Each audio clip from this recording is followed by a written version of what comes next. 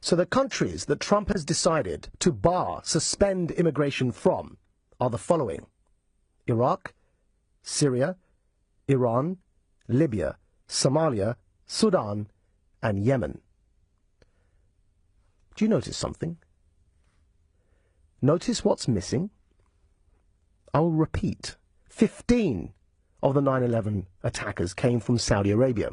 1 from Egypt, 2 from the UAE, 1 from Lebanon. How extreme is Trump's vetting if it covers none of those countries from which hailed the terrorists who are responsible for the worst attack on US shores?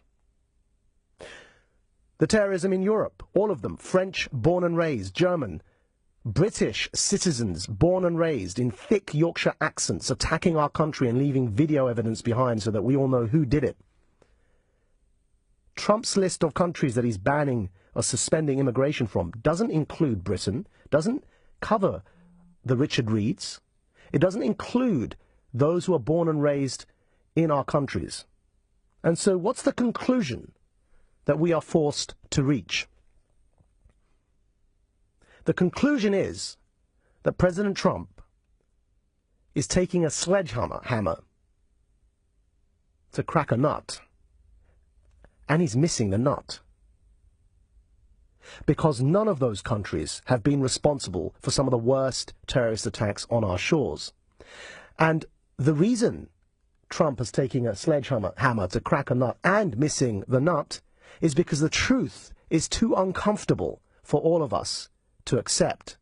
And that is that we, our societies, are responsible for breeding the terrorists that have attacked us, not that foreign country. They have been born and raised among us. They live among us and they look like us. And before any of you call in, and I said once before that every time I'm on air I get a record number of racist tweets, before any of you call in and say, yeah, but they're all brown, they're all Muslims.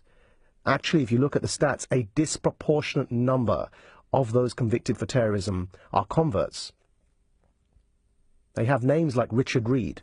How is Trump's extreme vetting going to stop the next Richard Reed coming from Britain with a British passport to attack the United States of America? Now, the reason this misses the mark, so wildly misses the mark, is because the truth is too uncomfortable for people that want to otherize and exoticize the jihadist terrorism that we are dealing with today. And the truth is that it's a product of our societies.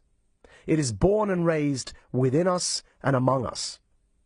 But we don't want to face that. We want to point to Somalia. We want to point to Iraq and Libya and Sudan and Syria, when the 7/7 attackers were born and raised Yorkshiremen. That's the uncomfortable truth.